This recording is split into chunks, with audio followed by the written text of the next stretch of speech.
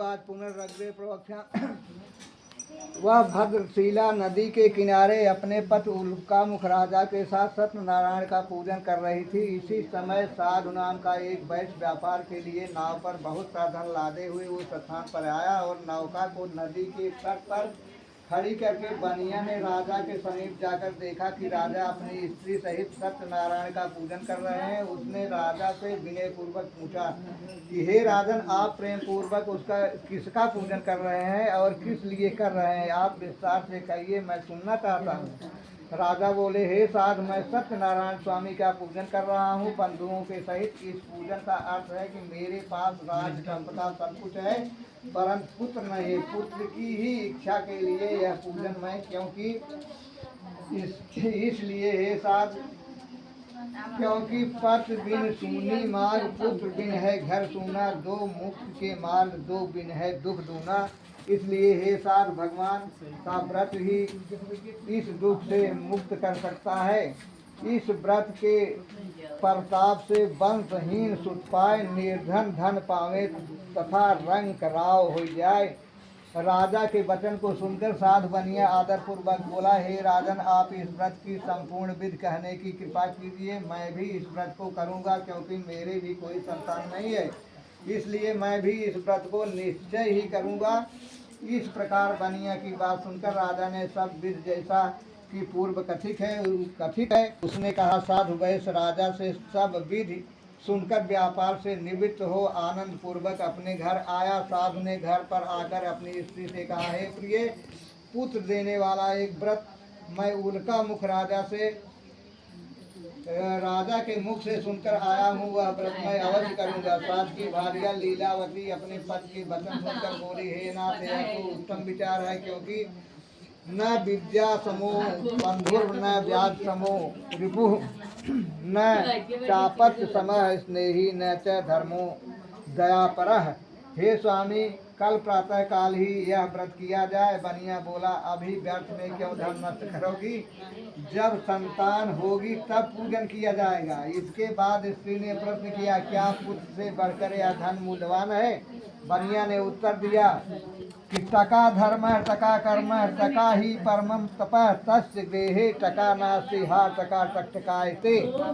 सत्य है, कंजूस की चमड़ी चली जाए पर दमड़ी न जाए नहीं पाए। बनिया का इस प्रकार उत्तर सुनकर स्त्री लीलावती चुप हो गई और पति युक्त प्रसन्न चित्त वाली लीलावती भगवान के प्रसाद से गर्भवती हुई। 10 मास पश्चात उसके एक कन्या उत्पन्न हुई। कन्या रत्न सदृश थी। भगवान के प्रसाद वह दिन दिन इस प्रकार बढ़ने लगी जैसे शुक्ल पक्ष का चंद्रमा बढ़ता है। नित्य प्रत कला के बढ़ने से उसका नाम कलावती रखा गया। उसके बाद लीलावती अपने पद से मधुर वचन में बोली, हे स्वामी, आपने संकल्प किया था कि संतान होने पर सत्यनारायण का पूजन करूंगा, क्या वह न करोगे? क्योंकि कबीर दास जी ने कहा है कि कल करे सो आज कर, काल करे सो आज कर, आज करे सो अब, पल में परलय होएगे, बहुरी करोगे कब?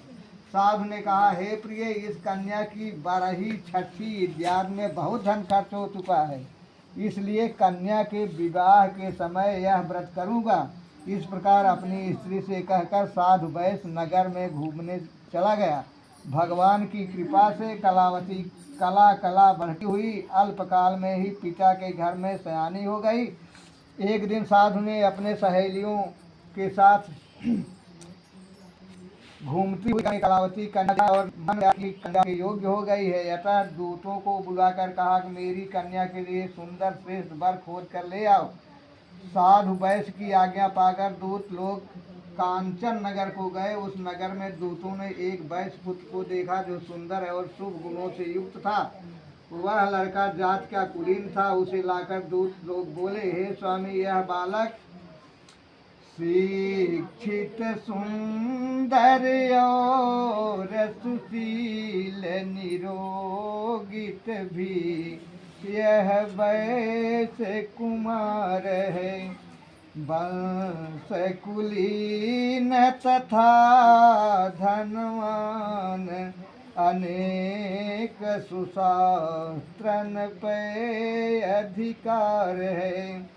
जाति में मान महान है, सती में और पिता का बड़ा व्यापार है। वह यो दुर्लभ बर है जग में, कभी चंचल का यह सत्य विचार है।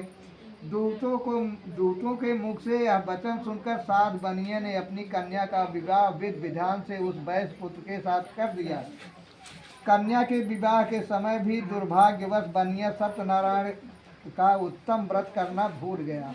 भगवान उसकी इस निष्ठा पर बहुत रुष्ट हुए। व्यापार में कुशल साधु बनिया ने विवाह करने के बाद ही निश्चय किया कि व्यापार के लिए अब वह कहीं चलना चाहिए। अतः दामाद को साथ लेकर वह व्यापार के लिए घर से निकला और रत्नसारपुर नगर में पहुंचकर सागर के समीप नौका खड़ी कर दामाद के साथ व्यापार करने लगा। रत्नसारपुर नगर के स्वामी चंद्रकेतु राजा थे। उस समय सत्य नारायण प्रभु ने प्रतिज्ञा भ्रष्ट साधु बनिया को साथ दिया कि हे बनिया, तुमको भविष्य में कठिन तथा महान दुख प्राप्त हो। यह लोभ का फल है। लोभाविष्टो नरो वित्तम वीक्षते नैव चापदम दुग्धम पश्यति मर्जारो यथा न लघु डाहतिम।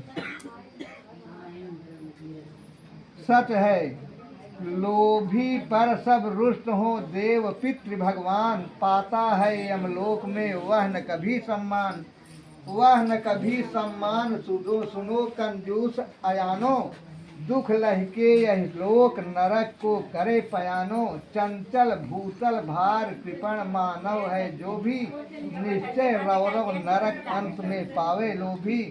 लोभ क्रोध का जनक और लोभ धर्म का सूल, लोभ झूठ कारण सदा लोभ पाप का मूल।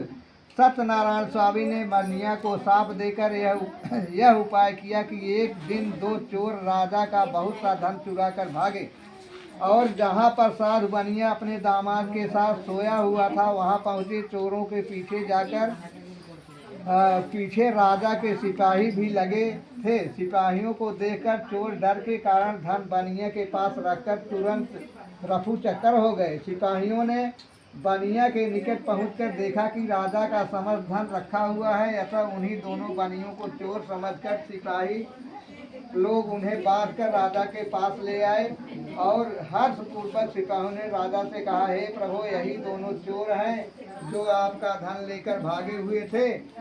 अब इनके लिए क्या आज्ञा है? राजा बोला, इन दोनों को दृढ़ बांधकर महादुर्ग के कारागार में डाल दो। सत्यदेव के माया के कारण राजा ने बनिया की एक बात भी न सुनी और समस्त धन अपने महल में रखवा लिया। वहाँ तो बनिया का यह हाल हुआ कि घर पर बनिया की पत्नी और पुत्री को भी अत्यंत दुख